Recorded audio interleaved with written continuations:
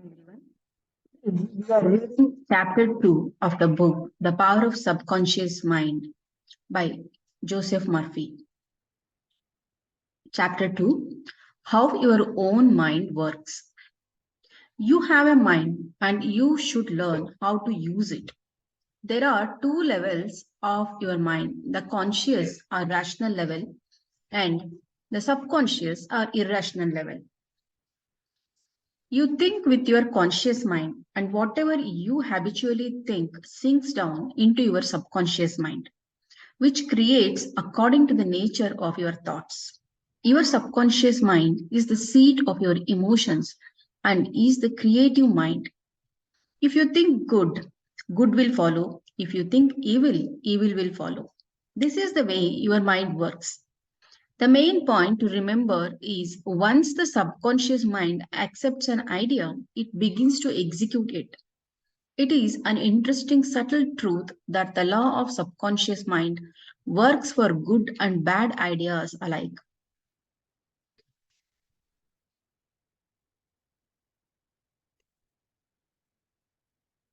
This law, when applied in a negative way, is the cause of failure, frustration, and unhappiness.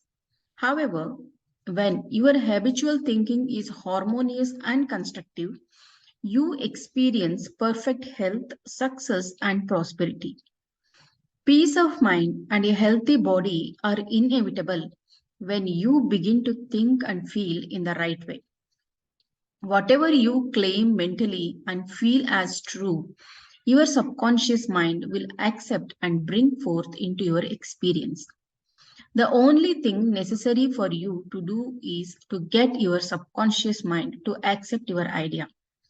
And the law of your own subconscious mind will bring forth the health, peace, or the position you desire. You give the command or decree, and your subconscious will faithfully reproduce the idea impressed upon it. The law of your mind is this: you will get a reaction or response from your subconscious mind according to the nature of the thought or idea you hold in your conscious mind.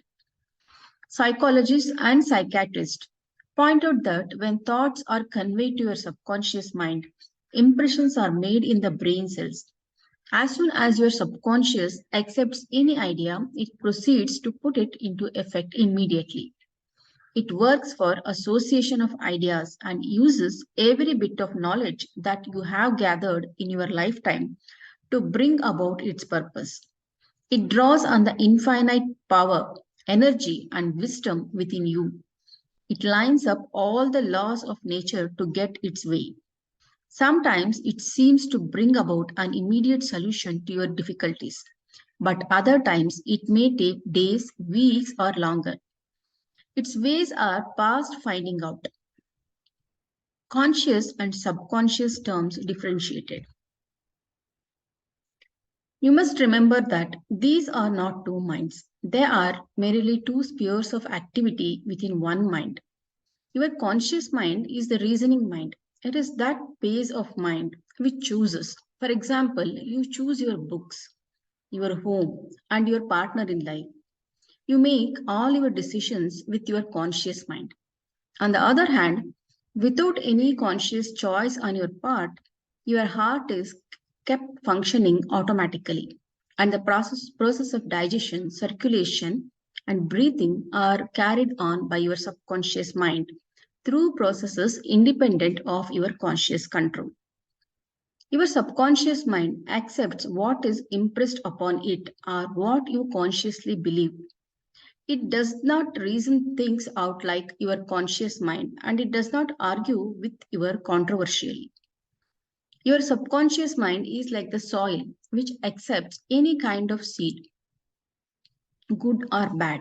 Your thoughts are active and might be likened unto seeds. Negative, destructive thoughts continue to work negatively in your subconscious mind, and in due time will come forth into outer experience which corresponds with them. Remember, your subconscious mind does not engage in proving whether your thoughts are good or bad, true or false, but it responds according to the nature of your thoughts or suggestions.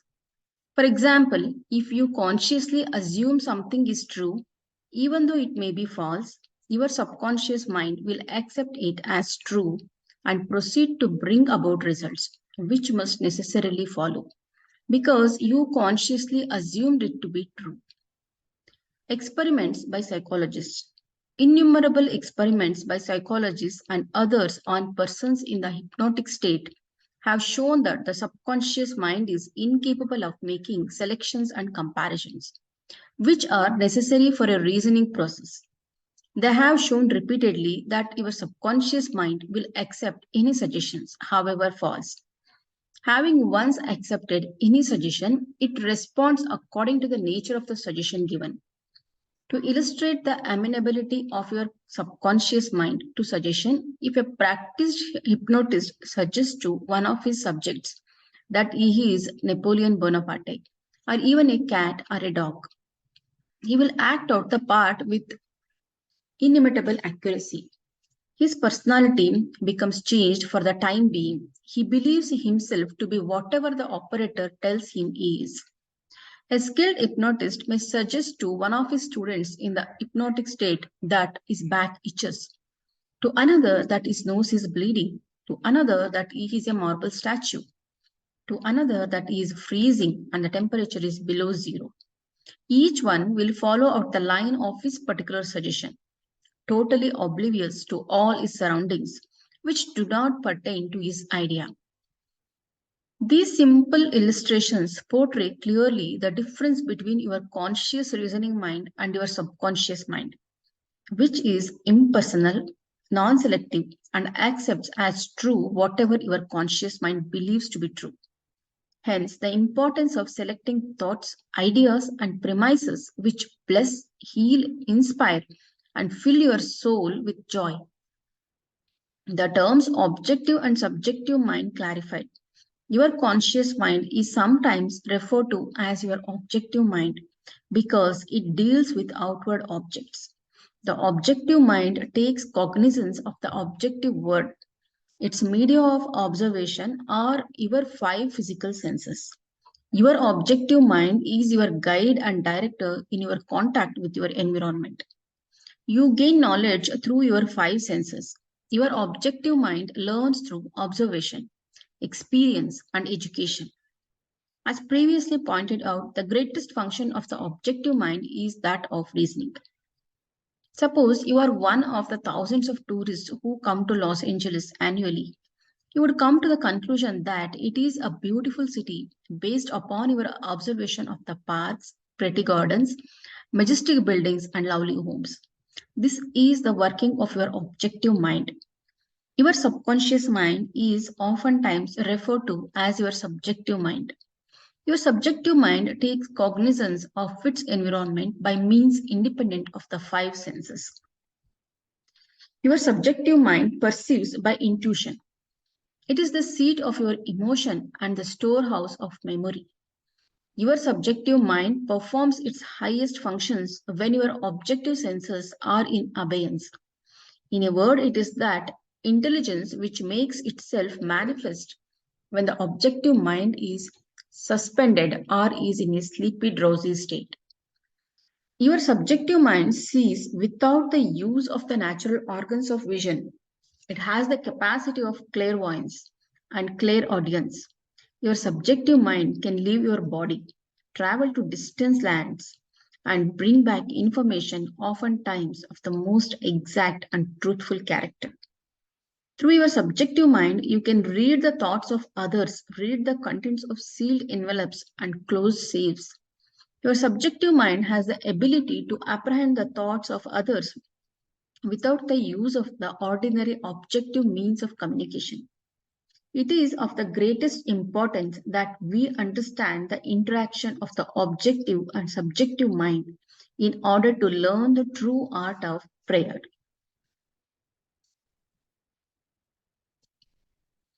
The subconscious cannot reason like your conscious mind. Your subconscious mind cannot argue controversially. Hence, if you give it wrong suggestions, it will accept them as true and will proceed to bring them to pass as conditions, experiences, and events. All things that have happened to you are based on thoughts impressed on your subconscious mind through belief. If you have conveyed erroneous concepts to your subconscious mind, the sure method of overcoming them is by the repetition of constructive, harmonious thoughts frequently repeated, which your subconscious mind accepts, thus forming new and healthy habits of thought and life. For your subconscious mind is the seat of habit. The habitual thinking of your conscious mind establishes deep grooves in your subconscious mind. This is very favorable to you if your habitual thoughts are harmonious, peaceful, and constructive. If you have indulged in fear, worry, and other destructive forms of thinking, the remedy is to recognize the omnipotence of your subconscious mind and decree freedom, happiness, and perfect health. Your subconscious mind, being creative and one with your divine source, will proceed to create the freedom and happiness which you have earnestly decreed. The tremendous power of suggestion. You must realize by now that your conscious mind is the watchman of the gate, and its chief function is to protect your subconscious mind from false impressions. You are now aware of one of the basic laws of mind. Your subconscious mind is amenable to suggestion. As you know, your subconscious mind does not make comparisons or contrasts, neither does it reason and think things out for itself. This latter function belongs to your conscious mind. It simply reacts to the impressions given to it by your conscious mind. It does not show a preference for one course of action over another. The following is a classic example of the tremendous power of suggestion. Suppose you approach a timid looking passenger on board ship and say to him something like this: "You look very ill. How pale you are. I feel certain you are going to be seasick. Let me help you to your cabin." The passenger turns pale. Your suggestion of seasickness associates itself with his own fears and forebodings. He accepts your aid down to the berth, and there your negative suggestion, which was accepted by him, is realized. Different reactions to the same suggestion. It is true that different people will react in different ways to the same suggestion because of their subconscious conditioning or belief. For example, you go to a sailor on the ship and say to him sympathetically, "My dear fellow, you are looking very ill. Aren't you feeling sick? You look to me as if you are going to be seasick." According to his temperament, he either laughs at your joke or expresses a mild irritation. Your suggestion fell on deaf ears in this instance because your suggestion of seasickness was associated in his mind with his own immunity from it. Therefore, it called up not fear or worry but self confidence. The dictionary says that a suggestion is the act or instance of putting something into one's mind. The mental process by which the thought or idea suggested is entertained, accepted, or put into effect. You must remember that a suggestion cannot impose something on the subconscious mind against the will of the conscious mind.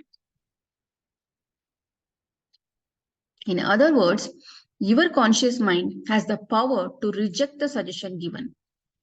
In the case of the sailor, he had no fear of seasickness. He had convinced himself of his immunity, and the negative suggestion had absolutely no power to evoke fear. The suggestion of seasickness to the other passenger called forth his indwelling fear of seasickness. Each of us has his own inner fears, beliefs, opinions, and these inner assumptions rule and govern our lives. A suggestion has no power in and of itself except if you accept it mentally. This causes your subconscious powers to flow in a limited and restricted way according to the nature of the suggestion. How he lost his arm. Every 2 or 3 years, I give a series of lectures at the London Truth Forum in Caxton Hall. This is a forum I founded a number of years ago. Dr. Evelyn Fleet, the director, told me about an article which appeared in the English newspapers dealing with the power of suggestion. This is the suggestion a man gave to his subconscious mind over a period of 2 years. I would give my right arm to see my daughter cured. It appeared that his daughter had a crippling form of arthritis together with a so-called incurable form of skin disease. Medical treatment had failed to elevate the condition, and the father had an intense longing for his daughter's healing and expressed his desire in his words just quoted. Dr. Evelyn Fleet said that the newspaper article pointed out that one day the family was out riding when their car collided with another. The father's right arm was torn off at the shoulder, and immediately the daughter's arthritis and skin condition vanished. You must make certain to give your subconscious only suggestions which heal, bless, elevate, and inspire you in all your ways. Remember that your subconscious mind cannot take a joke. It takes you at your word. How auto-suggestions banishes fear. Illustrations of auto-suggestions. Auto-suggestion means suggesting something definite and specific to oneself. Herbert Parkin, in his excellent manual of auto-suggestions, records the following incident. It has its amusing side so that one remember it.